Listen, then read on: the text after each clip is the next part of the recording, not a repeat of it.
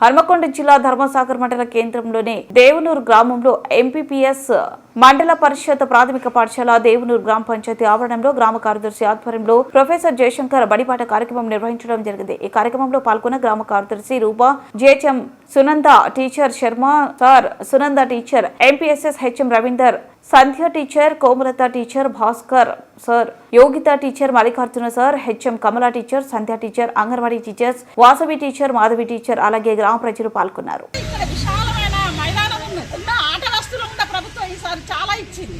మరి ఇవన్నీ కూడా మనం ప్రభుత్వం ఇంత ఖర్చు పెడుతుంటే మనం ఎందుకు అన్ని ఉచితంగా తీసుకుని ఉచిత బస్సు, ఉచిత రేషన్ కార్డ్స్, తర్వాత బియ్యం ఇవన్నీ తీసుకుంటున్నాం. మరి ఉచితంగా ప్రభుత్వం ఇన్ని ఖర్చు పెట్టినప్పుడు మనం ఎందుకు వాడుకోకూడదు?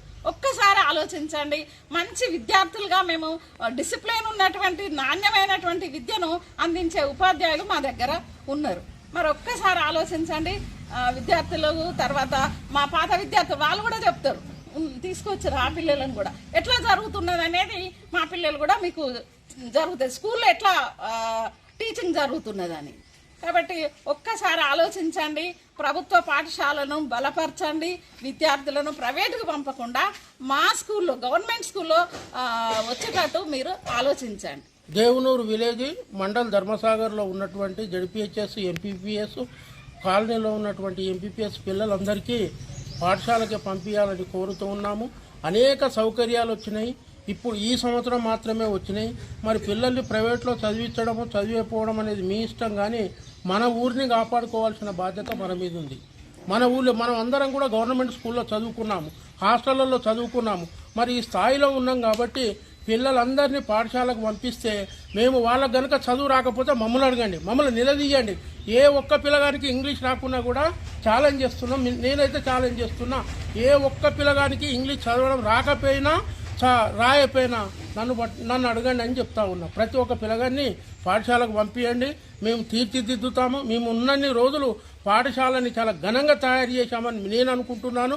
మేము వచ్చేసరికి ఇక్కడ వాటరు, చిన్న చిన్న చాలా మిస్టేక్స్ ఉండే, అవన్నిటిని సరిచేసి ఇప్పుడు ఒక కార్పొరేట్ స్థాయిలో పాఠశాలను తయారు చేసినాం. పిల్లల్లో ఉన్నటువంటి నైపుణ్యాలను వెలికితీస్తూ మేము నిరంతరంగా వాళ్ళను మూల్యాంకనం చేస్తూ ఉంటాం. ఊరికైనా వదిలిపెట్టాం. పిల్లలు గాలి తిరుగుతాను కదా, చెరువులు కట్టుకొని తిరుగుతాను కదా, తిరగవచ్చు. బడి అయిపోయిన తర్వాత దానికి మేము బాధ్యులం కావు, తల్లిదండ్రులు చూసుకోవాలి.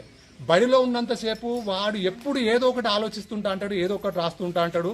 సరే తప్పు రాస్తుంటా అంటాడు, తప్పు రాస్తే మేము వాటి సరి చేస్తుంటా అంటాం. సో అట్లా మరి నాణ్యమైనటువంటి విద్యలో భాగంగా మరి ఉపాధ్యాయులమైనటువంటి మేము అంత పోస్ట్ గ్రాడ్యుయేషన్ అంటే యూనివర్సిటీ స్థాయిలో చదువుకున్నటువంటి పట్టభద్రులు మేమంతా కూడా. ఇందులో ఎంఫిల్ చేసిన వాళ్ళు ఉన్నారు, పిహెచ్డీ చేసిన వాళ్ళు ఉన్నారు, చాలా గొప్పగా చదువు చెప్పగలిగేటువంటి వాళ్ళు ఉన్నారు. కాబట్టి మాలాంటి వాళ్ళను ప్రైవేట్ వాళ్ళు పెట్టుకోలేరు, మా అంత విద్యావంతులను. ఎందుకంటే ఇప్పుడు ఒక పెద్ద ఇన్స్టిట్యూట్ స్థాపించి వాళ్ళు ఏమున్నా కూడా వాళ్ళు 20,000, 30,000, 10,000 జీతాలు మాత్రమే ఇస్తారు. తెలంగాణ రాష్ట్ర ప్రభుత్వం ప్రొఫెసర్ జయశంకర్ గారి ఆశయ సాధనకై బడియుడు పిల్లలందరినీ బడిలో చేర్పించే లక్ష్యంను నెరవేర్చుటకు మరియు పిల్లలందరిలో దాగి ఉన్న వైయక్తిక ప్రతిభా పాఠవాలను వెలికి తీసి స్వేచ్ఛా వాతావరణంలో నాణ్యమైన విద్య ద్వారా అభివృద్ధి పరిచి వారి అభిలాషణీయమైన రంగాలలో ఉత్తమ పౌరులుగా తీర్చిదిద్దాలని తెలంగాణ రాష్ట్ర పాఠశాల విద్యాశాఖ